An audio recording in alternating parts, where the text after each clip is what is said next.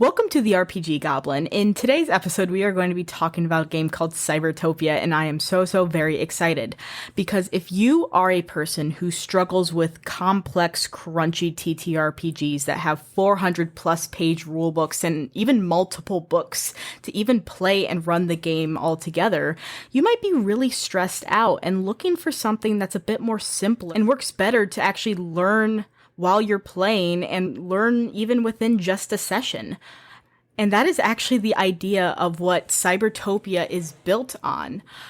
Ben, the creator and the guest in today's episode, wanted to make a TTRPG that was really easy to learn and accessible for new players. So I am so very excited to talk about this game with you, and I really hope that you enjoy it because it's got a little bit of that sci-fi twist, but you can honestly take the system and make the world and the rules your own. It is that simple. So, with that whole introduction over with, let's get started. Welcome everyone to the RPG Goblin. I am your host, Willow, and I'm kind of the resident goblin who, hosts all the episodes and stuff. This is an awkward intro, I apologize. But today we are going to be talking about a super cool game called Cybertopia. And I was lucky enough to actually be able to invite the creator, Ben, to join me on today's episode and talk all about the game. So, Ben, if you would like to introduce yourself, go ahead. Hi, Willow, resident goblin. I am Ben, guest goblin. Yeah, I'm the creator of Cybertopia. I make some other stuff as well. Some people, Twitter, may know me as the guy who makes the weird animal hybrid pictures for my other game, Overgrown, which is a blast. You should check that out if you have a chance. Cool. I've got some other stuff, including like a D&D subclass, barbarian subclass thing that I made a while back. And some smaller games and other stuff that are on my itch. So it's itch.io/Ben Newbon. And you can find all my games on there. But I've also recently started recording a actual play of using my Cybertopia system. And yes. It's going great. As of recording, there's 4 episodes released. We got a 5th one coming out next week. We've got about, I think we recorded our 16th episode this week, so got a bit of a backlog. I've got some already edited, some waiting to be edited. So this should keep us going. We release every 2 weeks, so that should give me a good few months to get the rest of the season all sorted out. So absolutely, yeah, that's awesome. That's so exciting. Actual play podcasts look so much fun to run and all of that, though I imagine they can be a pain to edit, but that's really cool that you're running an actual play for your own system. And before we start, because I would love to know more about that, but before we start really anything, I would like to ask, what is Cybertopia? Yeah, that's a good point. Cybertopia, it was my first game that I ever wrote, and it is a rules-light sci-fi game. I kind of steer away from describing it as cyberpunk because the way it's written, the players set themselves up as agents of a megacorp, and that's not really cyberpunk. Not entirely. There are definitely cyberpunk themes, and especially as I've been going through doing the actual play, there's certainly been elements coming through, but I prefer just to call it sci-fi. We said it near future. I've said it like in, I think 2055 is the year I picked. So it's only like a few decades ahead of us. Nothing too wacky. I don't have like teleportation or anything like that, but there is kind of stuff that you have signs of currently that are in the game. So we've got genetic mutations and plasma stuff, maglev whatnots, and stuff that you could kind of feasibly see. This could potentially happen in the next 30 years. That's awesome. That's really cool. And so it's a rules light system, right? And the whole kind of ethos behind it was that anyone can play this game. And yes, I saw that. Where it kind of grew out from was that I worked with a whole bunch of people in my office who I knew had an interest in tabletop games, and some of them would try D&D, some of them would try some other games, and just kind of bounced off them because they found them too crunchy or like too complex, or they didn't want to have to read a big book to understand how to play. And so I thought, look, I'd just make this super simple thing where all you do is roll a d20 and you can make up your own characters of whatever you want. And that's really all there is to it. You just, I describe it as a fiction-first game, if anyone knows that term. So basically, you say what you want to happen, and then you figure out how you can match the mechanics or match your character's abilities to that thing that you want to happen. Absolutely. You go from there. So you start with what the story's going to be, what the narrative's going to be, and you figure it out from there as to if you can do those things, and then how, and then using the mechanics of the game, extrapolate that to what actually ends up happening. Yeah, that's awesome. I love narrative first games, and when I saw your game get suggested, because you were suggested on Twitter, I'm like, ooh, that looks super awesome. Especially a game geared towards people who don't have enough time to read big books, who don't know how to get into TTRPGs, all of that. I love that angle because I think making TTRPGs more accessible, especially non-D&D ones, is super, super important. And I just was fascinated by that. So you started talking a little bit about the game. What kind of stories is Cybertopia best at telling? Like, what are the main, like, is there a main kind of objective, like how Blades in the Dark, let's say, is specialized in heists and stuff like that, Monster of the Week, monster hunting? Is there something specific that Cybertopia is aimed towards? So I guess the way I've set it up, and it's funny that you mentioned heists, actually, because in the early playtesting, the missions that I'd created for it, some of the feedback was that these all feel like heists. So, That's awesome. Yeah. The way I've set it up is that you play it as missions, and almost like one-shots. So it's kind of like, in Blades, where you have your scores, and you do a score, and then you have some downtime, and then you do another score. It's similar in that sort of setup, in that you'll have a mission, and it doesn't have to be a heist. It can be an assault or a defense, or lots of different types of things that you could do as an agent of a megacorp. You get sent out on your mission, you do your mission, then you come back to HQ and have a debrief and downtime or whatever you want to do in that time, and then you go out and do another mission after that in a different place with a different objective. So that's the way it comes and goes. And really, the missions can be anything you can think of. In the core book for the game, I've written out 10 kind of starter missions that you can do, and that's what we're working through on the actual play at the moment. Oh, that's actually really awesome. So yeah, if you listen to that, you'll be able to hear some of the ways that you could potentially play those missions that are in the book. So the first episode that's released at the moment is a nightclub heist. The second mission is shutting down a med lab, which has some dubious records. Oh, man. And yeah, there's all sorts of things coming up, which I'm really excited for people to hear as well. So yeah, really any sort of mission you can think of, you can do in this game. Absolutely. That sounds so freaking fun. And I don't think you mentioned it. What is the name of the actual play podcast that people can go check out for Cybertopia? So it's just called Cybertopia. I think on the platforms it's Cybertopia AP, because for some reason someone else has used the term Cybertopia before. I'm like, what are you doing? Rude. Okay, yeah, perfect. So yeah, go check out Cybertopia AP, the actual play podcast, because I will now have to check that out because that sounds super cool. Heist type games are always fun, and I always appreciate games that are specifically made in the sense that one session could be the entire game.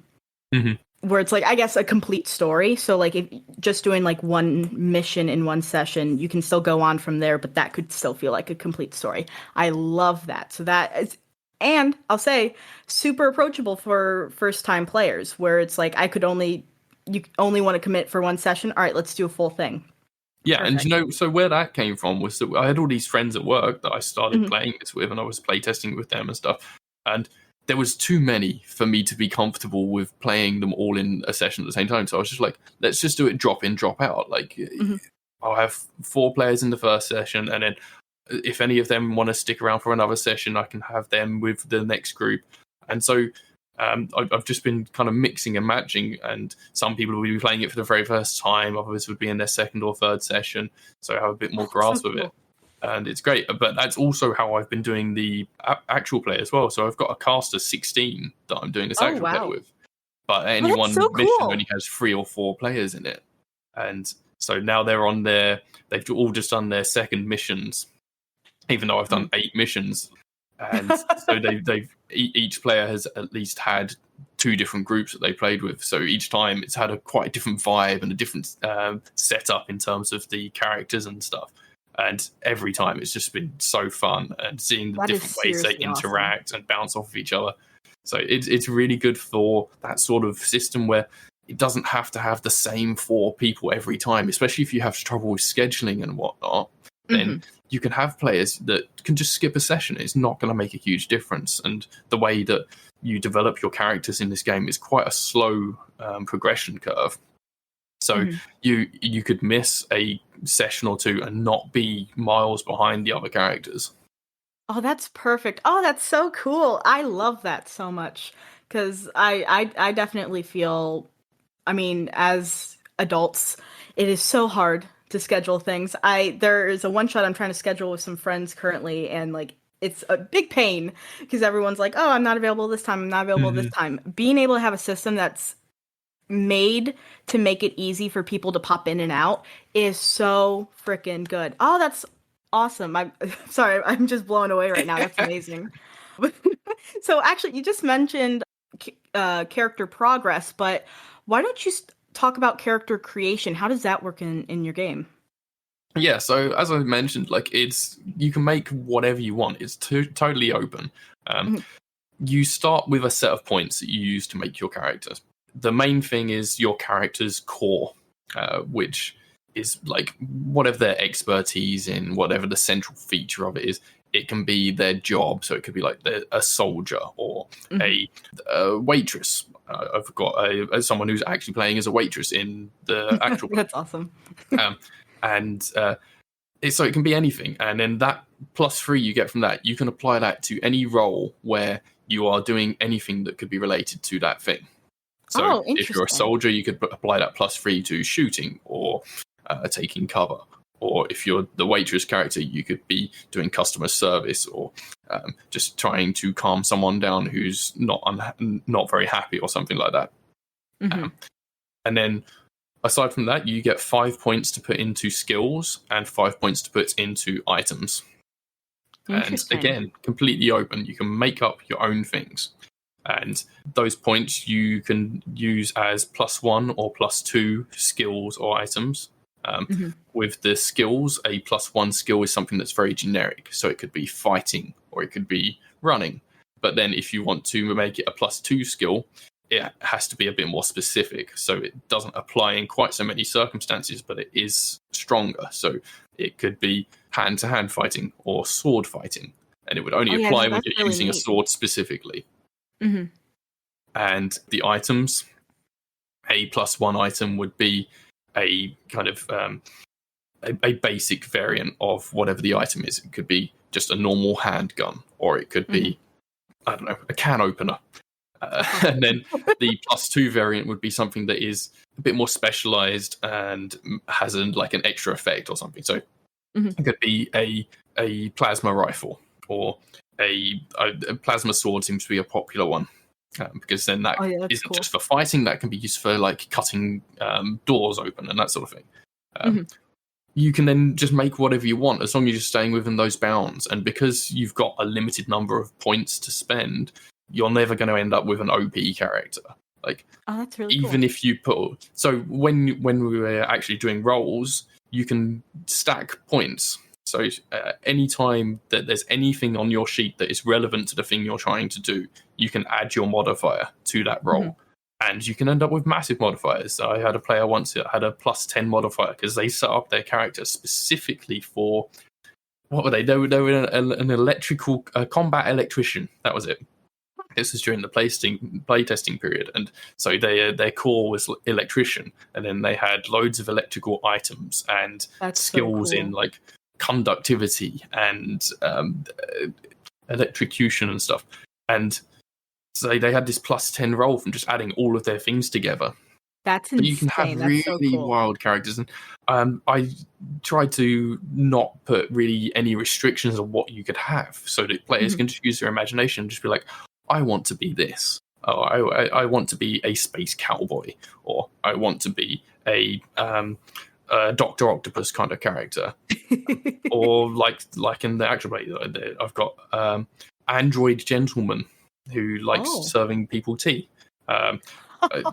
I've got someone who's half lizard, and one of my players has a tentacle fist. So that sounds so fun. I love the openness of the character creation so much. That's so cool. It's a bit of a double-edged sword, and I found this out when I started really getting into the playtesting of like, it's totally open, but then that brings in decision paralysis. So yeah. After a while, I brought in a bunch of template characters and I put it in the appendix, and I was like, if you're having trouble thinking of anything or coming up with ideas, here's a list of 20 potential characters that you could play, and you can mix and match the items and skills in these characters to your liking and add in extra things or whatever you want. But here's some things that you can start from. That's really, really cool. I like that a lot. And just to clarify, to make sure, when you're talking about the skills and items, those none of those are preset. You can create your own skills and items for this game? Yeah, absolutely. Anything you want. Oh, that's amazing. I'm just curious, were you inspired by Fate at all for this? No, so when I wrote this was my very first game. I was pretty new to the whole TTRPG scene. I'd played a few games. I'd played some D&D. I played a game called Sins, and some like indie stuff. I'd never played Fate. I don't think I'd even heard of Fate at that point. I think this was about 4 years ago I started writing it. So, yeah, I didn't know about Fate, but Fate seemed really cool. I've still not actually managed to play it yet. But, yeah. Yeah, no, I think it reminds me of Fate, definitely not exactly it or anything, but it reminds me of it a little bit with the freedom in the character creation. And that is a massive selling point of Fate, is like you could play anything and anyone. So this is just reminding me of it, and I love that freedom. Just like, yeah, I definitely need to whoever. play Fate. Yeah. I've done I haven't played it yet, but I've done 2 episodes with Fate Accelerated and normal Fate, cool. and it was really cool to actually learn about the games and some of the experiences that people have had. Yeah, they sound great. They're just like on the long list of games that I've got to play. Same. But yeah, that's really interesting though. I do love the fact that the skills are completely open. Are there any other aspects of character creation? Is there health or so yeah, I mean, you have health, but everyone has the same health. Everyone has 30 health points, and I dithered a long time over deciding what to call health points, because you could lose health in all sorts of ways. It could be mental health, or it could be psychological health, or it could be physical health, and that sort of stuff. So I was like, should I call it health? Should I just call it hit points? Should I have like it just be a like generic term or whatever? And it just ended up going with health in the end, because that's just something that everybody can kind of understand as being, if you lose all of this, your character is dead. Yeah, everyone gets the basic idea.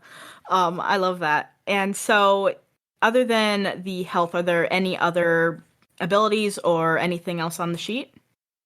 So there's things that can happen to your character during play that would go onto the sheet, and I've made some snazzy character sheets after a while. Yeah, I've seen them. They're very nice. But yeah, all that stuff comes in afterwards. So you can get temporary penalties or temporary bonuses. You can get if you roll nat ones, you get a trauma, which would be a ongoing penalty in a related thing to the roll. So say you roll a nat 1 on climbing up a building, maybe you're going to get a -1 vertigo trauma. Ooh, interesting. Yeah. And you can also get learnings, which are the character progression. So if you roll a nat 20, you get a learning in a skill that is related to the roll in a similar way. So in that climbing example, if you don't have a climbing skill, but you're trying to climb up the building anyway, you roll a nat 20, you get one learning towards a climbing skill. And if you get 3 learnings in a particular thing, then you can turn that into a proper skill. So it would be then a +1 climbing skill. Oh, that's so fun.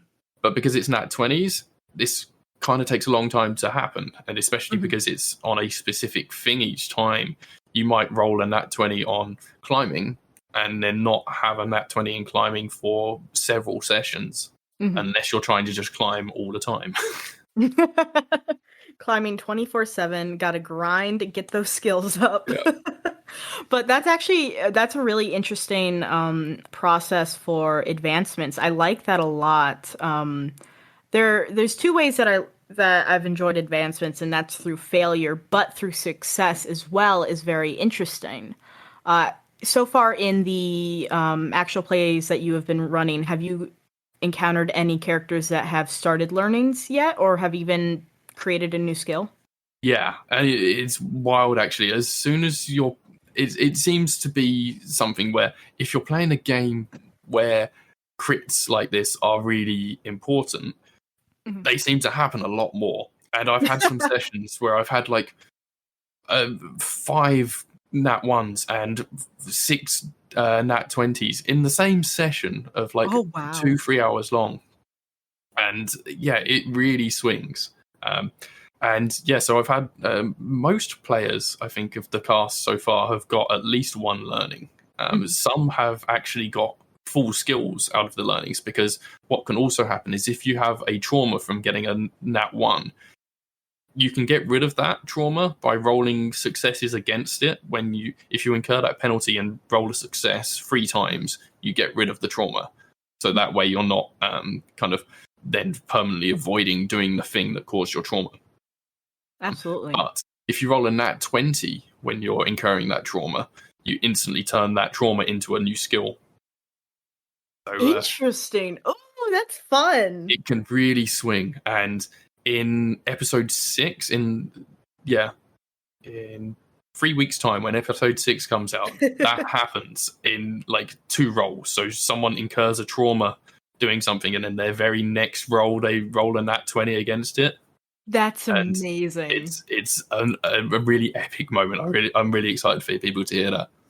Absolutely. No, that sounds awesome. Again, check out the Cybertopia actual play, please. Because that sounds super, super cool. Like, those sound like badass moments, because like being able to roll against it, it's almost like when you play D&D and you're rolling for your death saves and you get a nat 20 and you get to pop back up. It's one of those moments that like everyone's hoping for. Every single time that die rolls, everyone's like, is it going to be 20? That sounds super, super fun. And I like how it can just be that quick turnaround. And it creates... It feels like a very kind of cinematic system. And like, it was completely unintentional at the time, but as I've played, I've been like, this is basically an anime. This is basically like an anime. That's amazing. And that's really cool way as well to get new skills. Like, just through failing on something, or like attempting actions over and over again, and you get better and better and better at it slowly. That really helps build the characters to what kind of their personalities, and like, I guess I was gonna say fighting style. I mean, that works as well, but like the style of play they like. So if they're gonna be climbing things all the time, they're gonna get really good at climbing. Oh, that's cool. See, really where that kind of came from was like, I am a big fan of Elder Scrolls Oblivion. And the skill development system in that is that you learn things through doing the same thing. So you build up your archery skill by doing lots of archery. So I was like, if players are doing a lot of roles in a specific thing, they should probably be that's the thing that they're going to develop, or stand the best chance of developing. So that's where that comes from. And then with the traumas, like, I just wanted to find a way to make nat 1s feel impactful, but not be so debilitating that players are going to then be really upset or not want to be doing that specific thing that caused that trauma anymore. So didn't want to have players avoiding or changing their play style based on the way the game was going. I wanted them to be playing how they wanted to be playing. Absolutely. I appreciate that a lot, not making it punishing. Because failure is fun in games. I'm personally someone who likes to fail. I'm But a massive depending on... proponent of failing forward. Oh, it's so the best fun. thing in these kind of games. It really is, but there are ways that some games have designed failure to where it's just punishing for no reason. So I really, really appreciate that, and it definitely helps keep it more engaging and keep it more fun. So let's say I'm curious about this now. Let's say you have a skill in climbing already, and you fail a roll with climbing, and you get a trauma from it. Mm-hmm. If you roll a nat 20, then let's say you have a +1 in climbing. If you get a nat 20, then what would happen to that climbing skill? I give people the option where you can you kind of work together to define the trauma in the same way that you would define a skill or a learning, and like so, the trauma might be vertigo. So your skill that you get out of converting that might not be climbing. It might be confidence in climbing. It might be, I don't know, balance or something like that.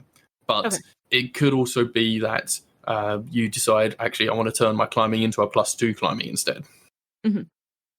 And would you rename that climbing into something a bit more specific, or would you just keep it climbing? I'm curious. I don't think I've particularly specified it in the book. I'd probably just let them have it as a +2 climbing, because it gives them that extra power of feeling like I have upgraded this. Absolutely. Yeah, no, that's really cool. I like that a lot. And with failure, what is the negative effect of a failure in a skill, and what happens? So if you get a nat 1, then you get your trauma, which can be again anything. You define it between yourselves. So a lot of the traumas could just be like a fear of the thing that you did. So say you rolled a nat 1 trying to run through fire, you could get a fear of fire. It could be that you fall over and get concussed, and -1 coordination, something like that. Interesting. And I encourage game runners and players to work together to define this stuff, so that players have their kind of input even when they're failing.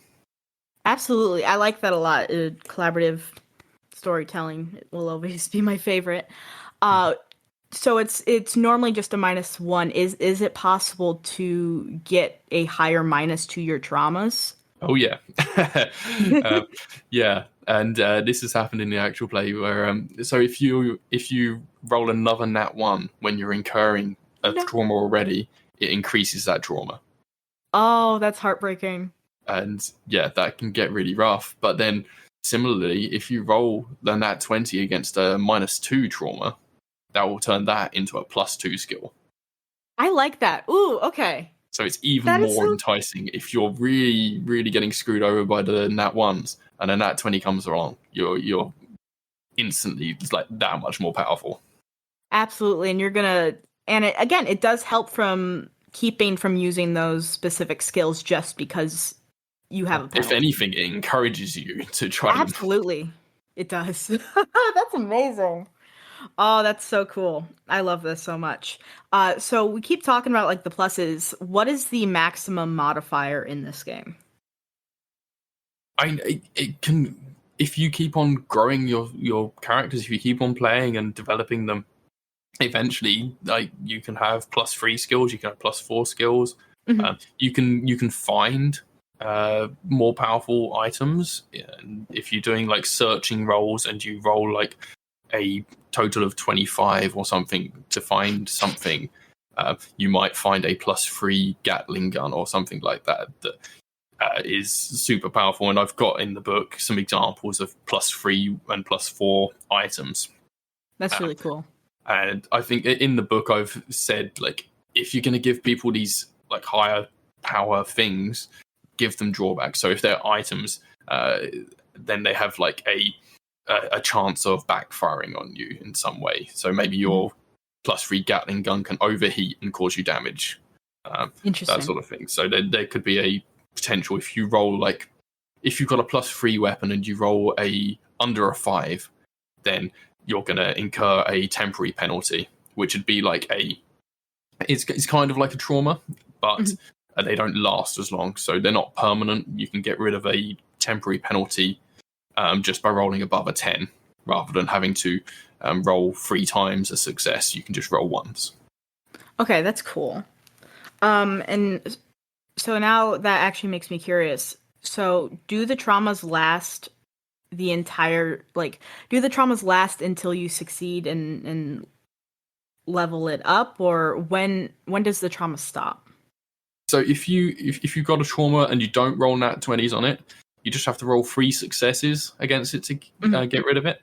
And a success isn't a specific number. It's not always like a 10. It just depends on the activity you're trying to do. So similarly to like in D&D where you've got your DCs, if you're trying to just cross a street, you only need to roll like a 5. If you're trying to climb up a wall, maybe it's a 10. If you're trying to bash down a door, maybe that's a 15. So each time you'd succeed in a roll, that would count towards getting rid of your trauma. If you do it 3 times, it doesn't turn it into a skill. It just eliminates it, so you don't have that trauma anymore. Okay, perfect. And so let's say you don't end up rolling for the rest of the session. It would carry on to the next session, just last until those 3 rolls happen. Yeah, but the traumas themselves are only come into play when you're doing something that would incur them. So if you've got the vertigo trauma and you never go up high again, you're never going to incur that trauma. So you'll have it forever, but it's not going to be hurting you. It will just be what you have to deal with. Yeah. All right, so you just mentioned using DCs to succeed against the trauma. Is that the main way to overcome obstacles in the game as well, is rolling against a DC? And it varies depending on what you're trying to do. Like I said, there's always... I've set it out as there are easy tasks, medium, hard, very hard, and extremely hard. So whatever you're trying to do, it's going to be up against one of those kind of scales. I leave it up to the game runners to define what they would think would be a difficult thing or not to do. And I try to discourage the idea of rolling for everything. Only roll for things where it feels relevant. Like if your character is a soldier, don't make them roll too much, because they can probably just do that. Yeah. They can probably just hit something with a gun, but if there's a risk of failure or a challenge or anything like that, that's when the rolling is needed. And actually, talking of shooting, the damage system in the game is probably something people need to know about as well, in that there are 3 types of 3 types of roles in the game. Uncontested ones, where it's just, this thing is going to happen at some point. Like, you're eventually going to do this. Even if you roll badly, it's not that you're going to fail, it's just going to take longer, or it's going to be a bit more fiddly, but your character is eventually going to be able to get through that door, or whatever they're trying to do. And then there's stuff that there is a chance of failure. If you don't hit that DC to pass, then you're not going to be able to, get over that wall or knock down that door. And then there's contested rolls, which is when there is another character or another thing that is like fighting against your roll. So in that situation, the game runner would roll against the player, and the difference between the 2 rolls, including any of the modifiers each can use, the difference would be the amount of damage done. So say you're having a fist fight, then the player rolls a total of 16, the game runner rolls a 10. The game runner's character would incur the difference in damage, so 16 minus 10, 6 damage. And that's how you then lose health or manage to avoid getting it. So if you roll higher than the person that is attacking you on your defense, and you can include whatever you want on your defense, if you've got a shield, if you've got skills in blocking, that sort of stuff, and someone is trying to punch you, they can roll with their punching skills and their knuckle dusters, and you can roll with whatever you've got. And if you roll higher than them, they're not going to do any damage to you. Yeah, that's fantastic. Ooh, I like that a lot. How deadly does the damage system seem to be for this game? Because depending on, I guess, the items that you're using and so forth, you've mentioned that there's been some pretty high rolls, which mean, big difference between the rolls, a lot of damage. How deadly has it been? I have had characters who have one hit killed before. So that would be like doing a difference of 20 damage on an NPC. Oh my god. So it's possible. And it's just dependent on the rolls and how much the dice hate me, because they do hate me. You need to get new friends. I was just editing a new episode, and I'd forgotten this had happened, but like I was finally like I finally got a good roll on one of my characters. I was like, yes, I got a nat 20. And then the player came along and rolled a 19, but their modifiers were so high that it eclipsed my nat 20 anyway. I was like, no! Pain. Which means nat 20s don't automatically succeed. On contested rolls, no. Okay, cool. But even if you did get a nat 20 and you failed on the contested roll, you'd still get a learning from it. Mm-hmm. Absolutely. So it's not a complete loss. Yeah, that's great then. Because that's so funny. They rolled higher. But I feel like it's such an interesting way. I love the way that the characters are set up, because I think people are always going to look for opportunities to use the skills and items that they have. Mm-hmm. And it makes for some hilarious conversations as well. The way that I always just say, look, if you can make your thing relevant to the role, I will probably allow it. And I play pretty fast and loose, even with my own rules. So I get some hilarious attempts from my players to be like, can I include this?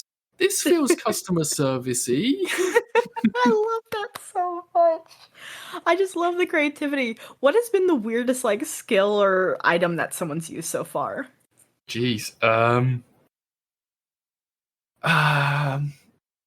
don't know. The android gentleman with the tea thing, he's always serving tea to people to calm them down or to win their favor. And there's been some hilarious moments. Like he was trying to convince some people to join our cause. Mm-hmm. And he just started talking about tea because it was the only thing that the player could think of at the time. And he rolled a nat 20 on it. And so he's now got a cult of tea people following him. There's just some brilliant moments just where people aren't even expecting something to happen. And they're like, oh, I've not really got any skills in this. I'll just put in my one modifier that's relevant. And they're obviously assuming they're going to fail because they've got hardly anything to go in it. And then it works out amazingly, and the story completely changes because of it. I love that so much. That's so good. Oh, that's amazing. This sounds really fun to play. I really want to play it now. That's the struggle. I love doing this podcast, but the struggle is after every time I talk to someone, I want to play the game really bad, and I do not always have the time or the people, but I will do it eventually. I will figure out how to force my group to play this game, because I need to. I can do it in a one shot. It's easy to pick up and play. It'll be great. And I mean, you could just listen to the actual play and play vicariously through our players. I know, right? Exactly. I'm really interested in checking that out after this episode, because I don't always like to do a ton of research into the game beforehand, because I like asking questions from a perspective of not knowing. Since a lot of people, this is aimed at people who are still getting introduced into the TTRPG community, I want them to be able... I want to get into the mindset of what questions they would ask as a player, or even as someone who wants to play the game. And so this is just great. I'm having a great time learning about this. This is so fantastic. And you know what? Like, what's really worked out well for this game is that you don't have to know the rules. Mm-hmm. Like, so many people I've played with have never like played any of these sorts of games, never read the book, and I've just been able to explain as we go with no interruptions, with no like long waits to figure out how does this all work. Like my wife has never ever played anything like this before, and I got her to play and help me playtest some of the missions and stuff early on when I was writing, and she loved it. She had a great time. And I never needed to like get she's never read any of my things, so but she can play easily and she enjoyed herself. That's so great. Oh man, honestly, it makes me wish. I used to the way that I got into D&D for the first time. D&D was my first game.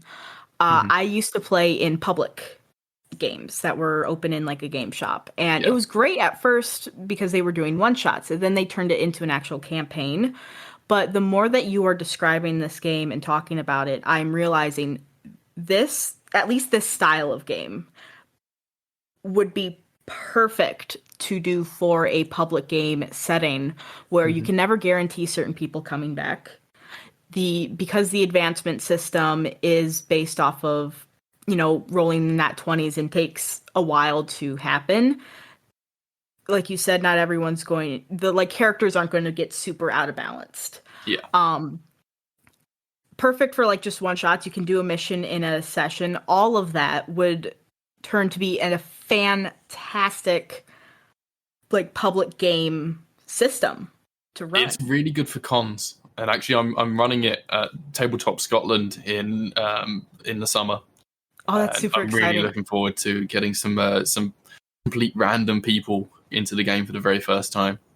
Oh, that's so cool. I'd love to know how that goes, because all I can think right now is that would be perfect for that type of environment, just to get people introduced and started, because the rules are so simple.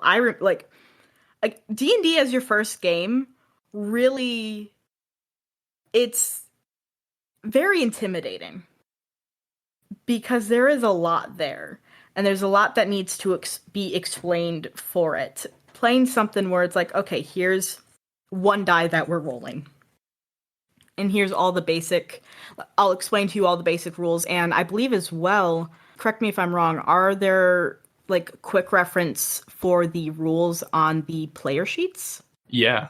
So there's a cheat sheet that basically has all of the rules on it. There's some extra stuff, and actually, as I've been going through the actual play, I've been thinking, no, I need to cut out some of this stuff, because I wrote this like 4 years ago, and at the time when I started playtesting it, there was some things that came up from some of the playtesters, and I just like threw together a new rule to go with it, and then when I'm looking back, I'm like, no, that's too crunchy. This is supposed to be a rules light game, so I should take out the stuff about cover, and I should take out the stuff about range, because I've never even used those rules myself.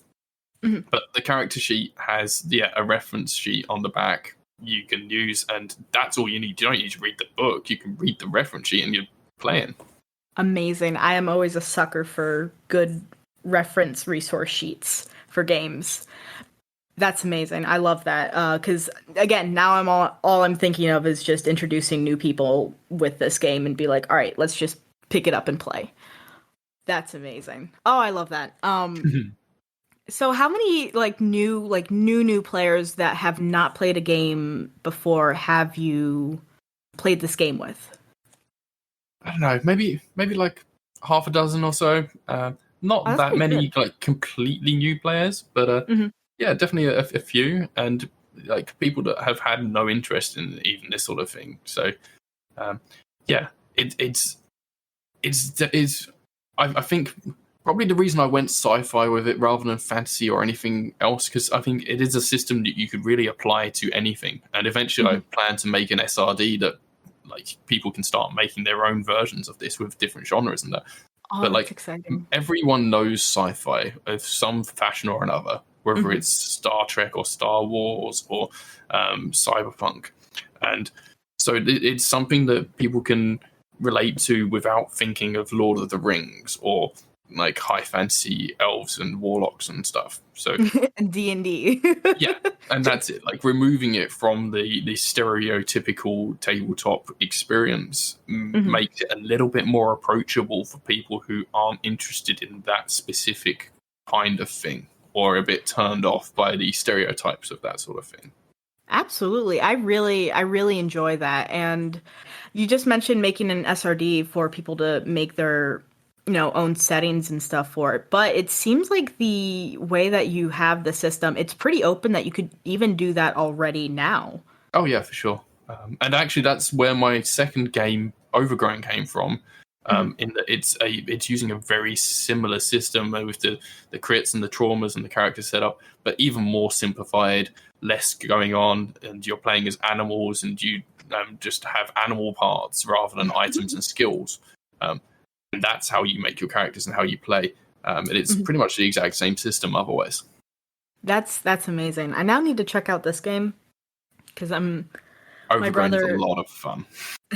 My brother loves like animal games. Like he's been dying to play Wander Home and Root and all of that. And so it's like, always looking for more animal games to shove his way. Be like, look, it's cool. And he begs to play. I'm like, I don't have the time. Yeah, I mean, if you go on my itch, the Overgrown page has a couple of actual play one-shots that I've streamed on there. Perfect. And they're very fun. And it's really good for kids as well, because it's just animals. There's one of the streams on there is a child-friendly stream. That's cool. It's really good fun. Oh, I love that so much. I'll definitely have to check that out, and also everyone else check that out because that sounds super cool. So when it comes to actually, we've covered a lot of like playing the game as a character. Would you like to give a sort of story/situation of playing in Cybertopia? So basically like a scene that has happened. Okay. Go through kind of how you work through it with like the rules and roles and stuff like that. Okay. So yeah, a kind of a sample scene. All right. Let me think. This can be from a personal game, from your actual play, anything like that. Yeah. Okay, so in one of the missions, I think it's the very first mission that is in the core book, it's set in a kind of garage of a junkyard. And the objective is to get to like the basement of this garage so that you can find some guy who's been supplying arms to terrorists or something along those lines. So you go into the junkyard and you find the garage, and it just looks like a normal garage, and there's some people like mechanics doing work on cars and stuff. There's no sign of an entrance to the basement, so you got to look around. You got to do some searching rolls, and maybe chat to the mechanics and do some persuasion rolls or interaction kind of rolls to try and learn some more. Maybe trip one of them up into saying something that they shouldn't be saying, or try and figure out, oh, is this guy lying to me? What's he hiding? Are there any secret doors here or anything like that? And eventually you find that there is a back door or a trap door that you can go through, and you go down this dark corridor, and you get to the end, and there's a really thick door to get through. And maybe there's like a keypad that you could potentially hack if you've got the skills and the equipment to do hacking. But maybe you don't, so you've then got to try and break open the door or cut open the door if you've got those sorts of tools. And then you get through, and you are confronted by the guy who is apparently supplying arms to terrorists, and he just looks like a kind of tinkerer kind of fella. But he isn't happy that you've just broken into his place, so he attacks you. And he's also got some robots that are dotted around that also try to attack you, because he's like set up this security system with these robots that he's been tinkering with. So then you have your contested roles for attacking and defending. These robots are throwing stuff at you or trying to grab you. He's got a toxin-laced shotgun. So you've got all these elements to be rolling against and battling against.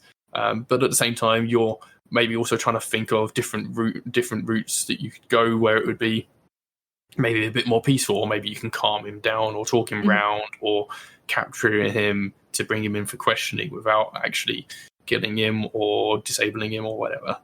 So Absolutely. there's total kind of, though there is an environment here where you have an objective, you have a set area where you're in railroading to get through, but the way that you're going to then accomplish your tasks in each of those areas is completely open to you. Yeah, it seems very sandbox in that way. Like you can overcome whatever obstacles come up, as you're going through the story any way that you want to. But at the same time, a kind of a guided sandbox. And this is something that I'm looking for, like the future, particularly of the actual play, where we're going through these kind of more contained one-shot missions. But I kind of want to open the world to the players and then just see what they're going to do and where they want to go with it and make their own stories rather than be penned into these specific missions. Absolutely. That would be really interesting to see. In a way of like they're creating their own missions, like they're like, oh, that would be so fun. Be like, well, know what? We have a problem with, I don't know. I can never think of like spy mission type prompts. But we one have thing a that problem. I've not done yet that I would quite like to try and do is having like a corporate espionage kind of thing. Ooh, that would be cool. Oh, we've got this competitor that we need to take down a peg, or they've got some research that we want to get. Like, what can we do to destabilize their financial state or something like that? So, yeah, I'd like to have a shot at that sort of thing. And that would be super like I said before, there's so many different like kinds of missions you can do with this. And I've recently done one where it's a lot more of kind of a social investigation kind of thing, where players go into a community that their megacorp hasn't been able to kind of infiltrate and see what's going on there. So they've sent the players in to then go and have a look around on foot, and they've got to pretend to be a charity or that's like really cool. out of towners or something, where then they've got to go and talk to people rather than shooting people, and like maybe go and hang with the kids to see if the kids know stuff, or like bribe people with fancy gadgets and stuff that they've brought from out of town. So, that sounds really cool. That sounds really, really awesome. Oh, I like that a lot. There's a lot of opportunities to be had with this game with how simple it is. And I'm curious, from a game runner perspective, how much, I mean, let's say you're not using any of the scenarios in the book, you just want to run something of your own. Yeah. How much prep is required? So I've actually got a significant section of the rulebook is just on game runner advice. Saying like how to set up objectives and how obstacles, how to deal with like players that get stuck with figuring out what they want or for their characters, or what they want to do with their characters once they're actually in play. And I've got a page which is dedicated to just a checklist for making up a scenario that you can play. So it has a lot of questions in there for what is the overall objective here? What is for each room or each area, each scene that you're going through? Like, what are the obstacles in here? Who is opposing you, or who is neutral in this area? And what sorts of hazards might you encounter?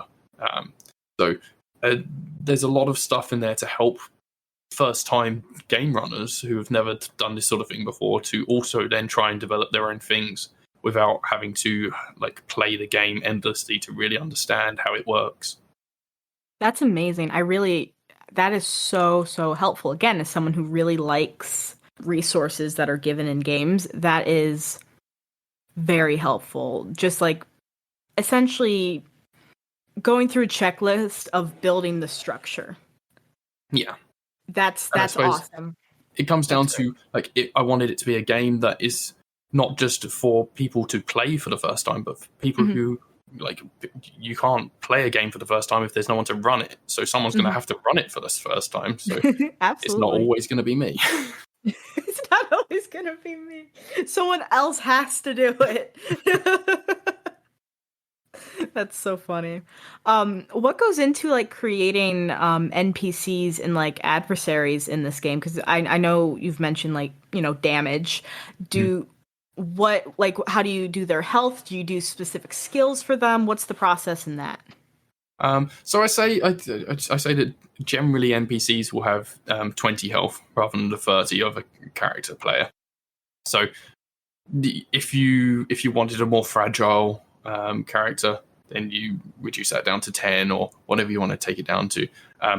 And depending on how powerful you want that NPC to be, how dangerous or helpful or whatever, you just add on whatever modifiers you want them to have. Like the mechanics in that garage might have skills in machinery or tool handling, and they might have a +2 power wrench or a plasma torch or something. So these are things that could be used in similar ways to player characters where, yeah, they could attack you with a plasma wrench, or they could maybe they've got special goggles on that will allow them to see through your hidden items to know, oh no, this person is armed, so they're not going to get past me with that. So build up NPCs similar to how they would player characters, but maybe make them a bit less, give them a bit fewer points to work with to make them, if you want them to be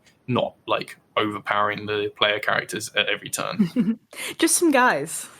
Yeah. Just some people. Absolutely. And is there a different process for like bigger enemies?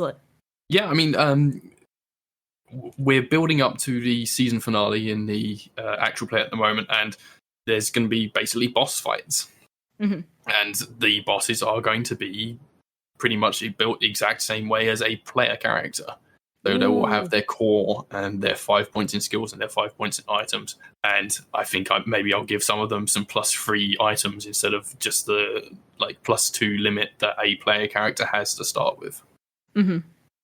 That's super exciting. Yeah, you can build them up however you like, and as long as you're kind of sticking to that same sort of system of items, skills, and core, it gives you enough of a framework to be able to make whatever you want. Yeah, absolutely. That keeps it really simple.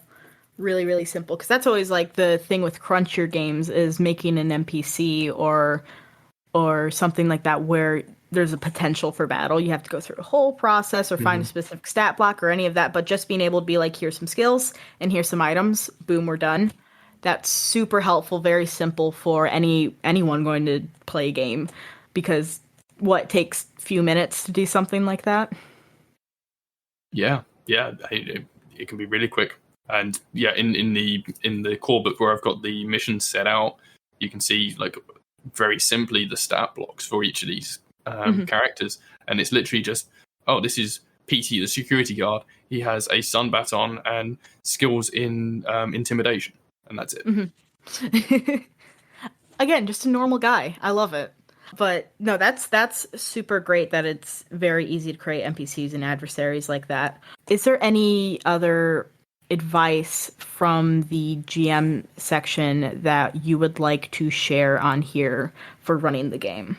I do particularly call out TPKs and character deaths, and I say if a player character gets down to 0 health, they are not necessarily gone and dead forever. You can recover a character just by doing some first aid or something, and that will give them some health depending on what you roll. But if the whole party ends up dying, say the megacorp that you work for will send in a cleanup crew to come and recover your bodies and then revive you back at HQ. So I didn't want players who are playing for the first time to lose their character and then not ever want to pick up the game again. So I want players to have that option of, if you die, it is not necessarily the end of your character. Yeah, if you want to start a new character and you say, yeah, that character's gone, fine. But it isn't like written in stone that if you die, you're gone. I like that a lot, especially for first-time characters, because it's very heartbreaking for a character to die. I remember my first character death, and I was devastated because I was still learning. I wasn't ready, and then my character died. I'm like, okay, I don't know what to do. I still ended up playing, but that can be that can keep people from continuing. And especially if you've never played this sort of game before as well. Like, yeah, I just didn't want people to bounce off the system and never come back. Absolutely. And I guess if you wanted to play a grittier version, you could always, as a game runner, you could always bring in your own rule or decide to play it a bit more heavy, where For sure. if you go down, you end up dying. But I like the heartedness of it, because I know a lot of people who are terrified of character death within a game. So I like that is kind of the default option, because that makes a lot of people feel a lot better about playing. I like that a lot. That's really cool. Have you actually had players go completely down to 0 in the times that you've played so far? No, actually, I've never had a character die when I've been running a game. That's great. I've had players get very close before, very quickly, and it can happen very quickly. I've definitely had players get down to like 4 or 5 health, and when you're at that point, like, it can be very easy to then go down, because I mean, you still got 30 health, and given the swings between a nat 1 and a nat 20, you can lose like 15, 19 health pretty quickly, and you do that twice, you're down. But it seems like there's a lot of opportunities, even when you go into combat situations, that you can do other things and avoid it as well, which I personally like, because, I mean, at least in my experience in D&D, when you go into a situation where you're fighting something, sure, you can run away, but then you're like not a part of the combat, or you just get chased. Being able to just do other things that you can avoid all the enemies around you and still work towards, let's say you're trying to find a secret door while your other friends are fighting with some security guards. That could be a perfectly reasonable way of dealing with the combat, and, well, not even a combat, an obstacle. Yeah, and I mean, even then, there's ways. It's really easy to do teamwork in this game, and like lend an assist to another player, whether it's in combat or out of combat, and you can help people out, or like help shield them if they do get in a ghastly state. And anyone at any point, as long as they can justify it being relevant, they can say, "Oh, I'm going to do this," or even if they're not in the same room, maybe they can knock something over that's going to distract someone that is approaching your character who's hiding, or something like that. Yeah, I like that. And you do a roll, and that roll, depending on that outcome, will add a modifier to that other character when they're trying to do their like hiding roll or whatever they're trying to do. So you could potentially add +3 modifier just from your action to that other player. So when they do their roll, they've got that much more chance to succeed in what they're trying to do. And if you've got a whole party, you could have 3 extra characters doing that for a potential total +9 assist to whatever the character they're trying to help is. So that's crazy. I love that. There's never going to be a time where your player is completely locked out of being involved in a scene. Like, there's always an opportunity for you to be listening and being like, where can I contribute here? Yeah, I mean, honestly, I think that's a great mentality to even bring to other games. Just because you aren't in the same room doesn't mean you can't still help. There are always ways that you can help your other party members, or if you're off somewhere completely different, your GM should obviously be switching over to what you're doing, and you could even potentially help from there depending on the situation. That's cool. Yeah, and I mean, because it's the future, like you've got your in-ear communicators or whatever, and like maybe all you can do is help calm down that player. But like if you do like a empathy roll or a motivational roll, you could still help someone even if you're a mountain away. All I can think of now is playing as a motivational speaker. I've had players do that. I love that. It's so good. Yeah. And I guess with like the way that the character creation is, you can still design a character that fits a play style. Let's say you want to be more defensive, or you want to be more aggressive and, attacking and stuff like that. Or if you want to be support, you can still do that, even though the character creation is very open, because your skills would just change. What you're Yeah, good at and would just I mean, change. even if you do make a character that is very specifically geared towards one thing, because you can just justify your things being relevant to anything potentially.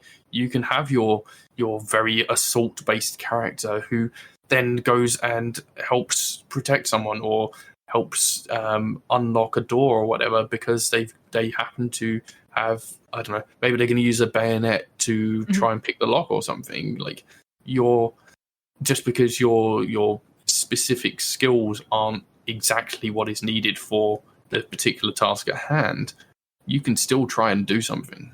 Absolutely. And I love that flexibility so much. And I love that it's always, again, I love having the players be able to think on their feet and think of every single possibility that they can use what they have. I love when people come up with interesting and cool ideas within TTRPGs. Those are my favorite moments when it comes to specifically like Monster of the Week. I've had quite a few of those come up where it's like, I found a lighter on the ground. And they found a lighter on the ground and they had like a bunch of clothing, and they decided to like take a stick and like light this clothing to cause like a sort of torch and set a werewolf on fire. Yeah, and I mean, this is what I love about fiction first games, right? Like, it's so good. It's what you want to happen rather than what can happen. And I ran into this recently because I was playtesting a D&D quest, and one of my players, not so familiar with D&D, but they'd played a bunch of these kind of rules-like kind of games, and they wanted to do something, and the rules just didn't really allow it. And they were like, I want to pick up this pack of cards and throw it in the air and see if it will reveal the poltergeist. And I guess that kind of, you could roll for that, I suppose, but it's not really a thing in these rules. But in Cybertopia, go for it. Do it. I want you to do it. Like, Oh, some of the wacky justifications for stuff. The ideas, the creativity is just, I love it when players just do something completely, totally unexpected, and it's great. Like, so in the next mission that's going to come out on the actual play, it's an anti-train heist. They're trying to prevent a heist of the train. That's so cool. One of the characters has a microwave gun. And it's so good what they try and do with this microwave gun, because they're very much not a like combat focused character. They're the waitress, customer service kind of person, and they're using this white microwave gun to do all these things that like are very much not microwaving things. That sounds so funny. Oh, I love that. As a GM, my favorite thing is when players can surprise me. And it makes it so much easier to run as well, right? Because you're having to think less about what you want to happen and where you want the scene to go, and the players are just taking it and going with it. So, you're like, oh yeah, sure, you can try that. We'll see if it works, but absolutely. Yes, but there may be consequences depending. And so, actually, I guess I should ask this. With rolling, is there levels of success and consequences, or is it more of a you do it, you don't do it? I mean, it depends on the role. If it's an uncontested role, then there can be levels of it that you might do it well or do it poorly. If it's a more specific thing of like this either happens or it doesn't, it just depends on the circumstances. Okay. Yeah, and I even if it didn't, I would say to people who would consider even playing, running, specifically running any TTRPG, even if it's a system where it's like you do it or you don't, always keep in mind the amount that let's say they succeed almost exactly. Like they roll just the right number. Make it so they are just able to do it.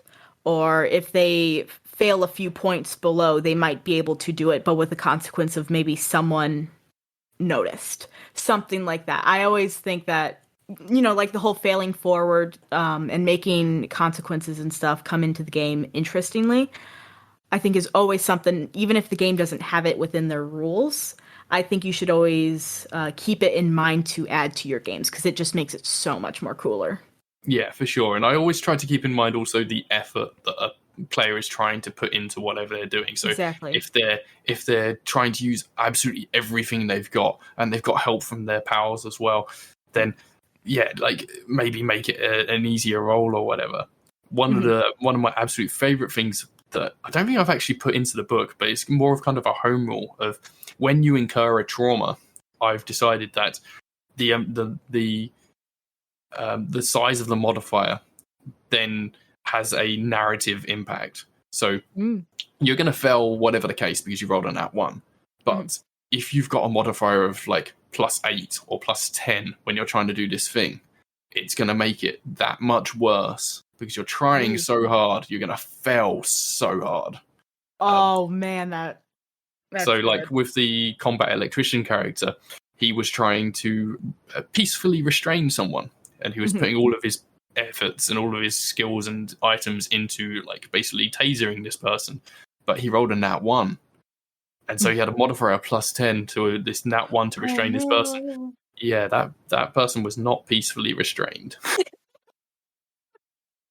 He was very much fried. Just a little pissed off, but that's amazing. I like that a lot. Because again, I think it just makes it more interesting. It really does. And it makes it risky. It makes everything feel risky, which I think is, even though you don't describe the game as cyberpunk, it still has those elements a part of it. And even in like those kind of heist, type situations or mission situations, I feel like there should always feel like a risk involved. And it feels like how you've made the rules, it makes it so that risk is always there around the corner. Doesn't mean it's always going to happen, but the fact that you could roll a nat 1 at any point in time and additional bad things happening on top of that always makes it risky. But because it's also so rewarding at the same time, you're going to do it anyway. Yeah, there's risk reward all over this thing, yeah. Exactly. I think that is really, really awesome design, in my opinion. I really do want to try this out. Maybe it would be fun to do like a little series of trying a bunch of different kind of heist crime type mission based games like that. Because I mean, there's that would be really cool.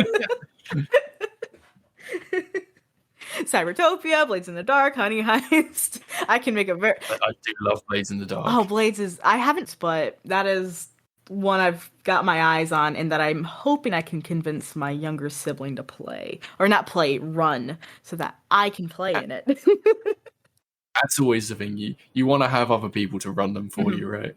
Yeah, and most of the time that's not the case. But I mean, I have fun running games anyway. Just sometimes I'd like to play in some of them. But, it's fine. But yeah, that would be really cool. I'm curious, have you ever thought of, because you wrote this a few years ago and you've learned more since then and you've learned more about the TTRPG community and I'd hope game design and stuff like that. Yeah, me too. Have you ever thought of revising the book? Constantly. Yeah, I really want to do it. I think probably once we've done with the first season of the actual play, I'm going to go back and do those revisions that I talked about, like pulling out the crunchier things that aren't really great and like toning down some of the stuff or better explaining some of the things. And as I've been going through the missions that I've written out for the core book, I've been like, oh no, that's a typo and that's bad grammar, and oh no, I've changed this character's name halfway through. Like, oh man, there's so many things. But I think that would be really awesome to be able to see a revised version and what you would change from it, because I think the base game is super, super awesome itself. Being able to see just a little bit, like an updated version would be awesome. And, grammar and stuff like that is always nice to fix. I mean, one thing that is really lacking, I did all the art myself because I didn't have the money to be able to afford an artist. So I've literally just used like royalty-free pictures and done some Photoshop filtering on them. And when I look through the book, I'm like, oh no, this looks terrible. Like, it's passable, it's okay as illustration goes, and it's better than just having just text throughout. Mhm. But oh man, One day it shall be the best version that it could be. That's amazing, though. I'd love to see that happen, and doing it at the end of the first season would be cool. Which, again, I need to check out because I'm insanely interested in all of this now. yeah, I mean, the plus side to like having recordings so far ahead of where the release schedule is that like I can finish recording and then get working on other stuff. Oh yeah, and absolutely. Still have a good few months before I'm going to be caught up to. Oh no, where's season 2? Yeah, that's that's actually kind of what's going on right now because I'm planning on taking July off. So I'm kind of going ham at the moment with putting so many recordings in. I've got like 8 or 9 this month that I'm doing. And then I'm doing even more in June just so that I can tide over for July and then be okay in August. And I don't envy you that editing though. oh, it's fine. It's okay. I'll get over it. But yeah, absolutely. So I'm trying to think, is there anything else from the actual game itself that you haven't mentioned yet that you would like to? Probably. It's a great answer.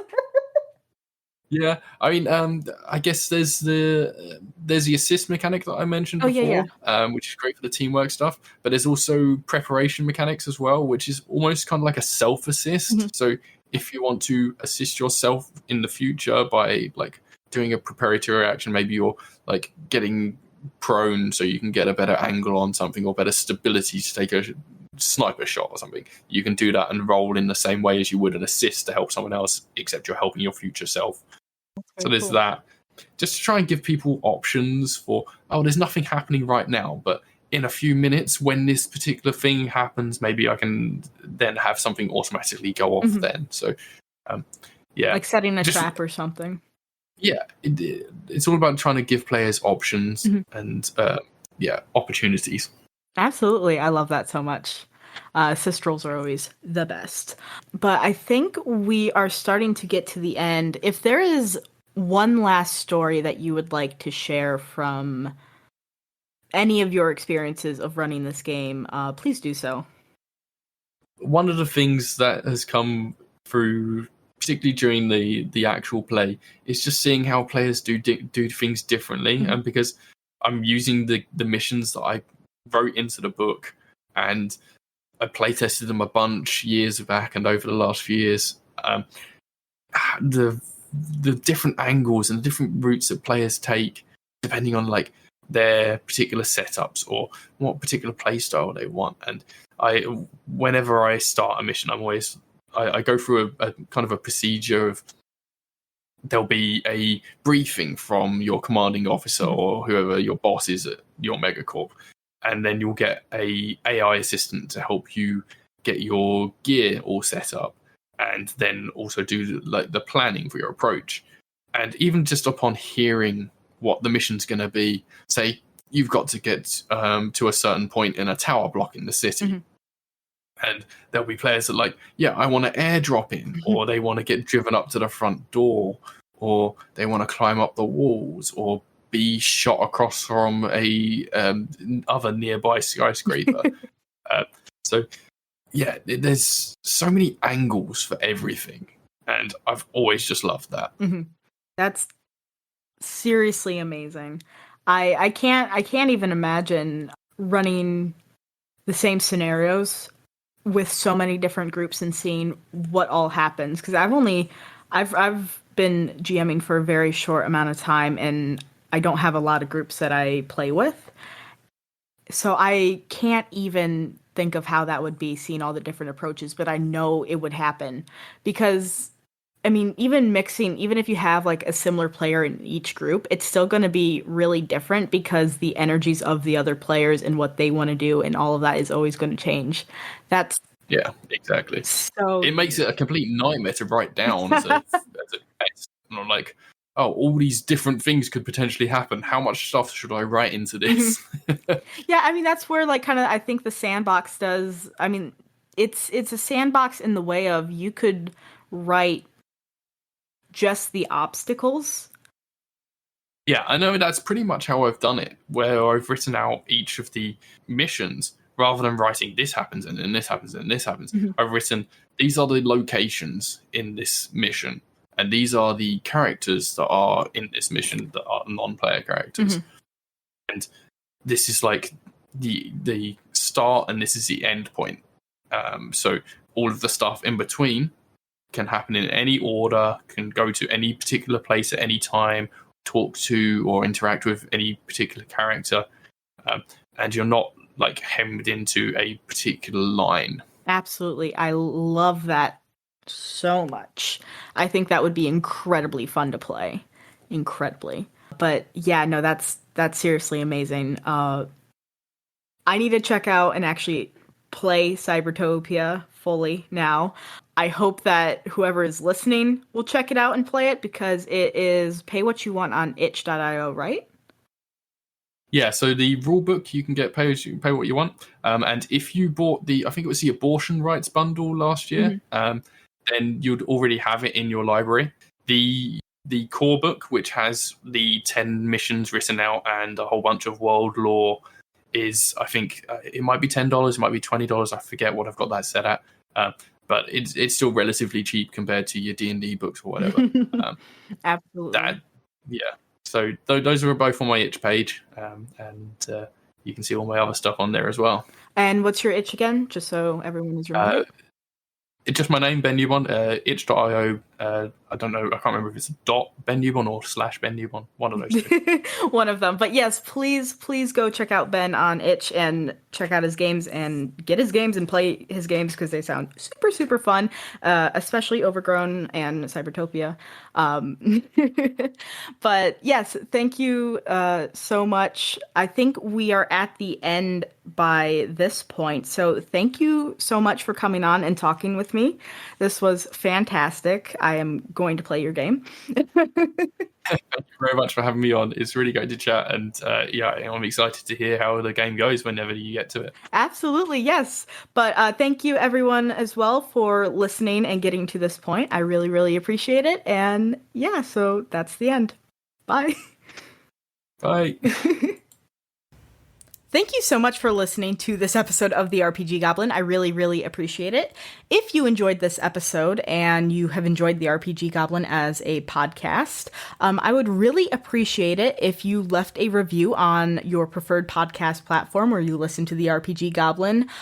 And also tell your friends, because the RPG Goblin is still a pretty small podcast. We're still starting out, and every little bit of support that I can get really means the world. So please tell your friends if you really want them to start playing more TTRPGs and you need someone to convince them.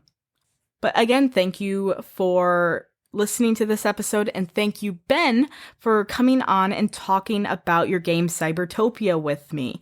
That was absolutely fantastic, and I am so very excited to actually play Cybertopia myself. If you would like to play Cybertopia and check out Ben's work, you can find Cybertopia the game on itch.io at Ben Newbon. That is one word, BENNEWBON.itch.io. The game is available to get for free, but you can also decide to support Ben himself and pay for the game, or for even the complete game that comes with pre-written scenarios. You can also find the Cybertopia actual play at Cybertopia AP on any podcast platform that you can think of. Also on Twitter, to keep up with all of the awesome news for Cybertopia. I think that is it for all of Ben's stuff. Please go check him out and all of the things that he is doing with Cybertopia, because it is such an amazing system, and I am really excited, and hopefully we will one day get a revise of Cybertopia if enough support goes towards him. So please make sure to support Ben. Next episode of the RPG Goblin will be coming out, and of course I forgot my planner in the other room, will be coming out will be coming out Friday, June 2nd.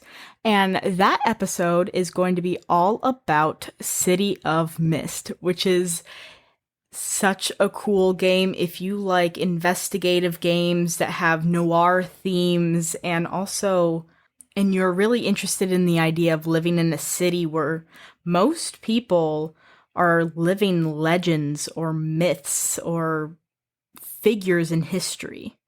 So I really recommend you checking out this next episode because it's going to be really good. And I bring on Hunter from the Mysteries Unknown podcast to talk all about City of Mist. So if you're excited for that, that episode will be coming out next week, June 2nd. And I think that is it. So that is the end of this episode. Thank you so much for listening, and I'll see you next week.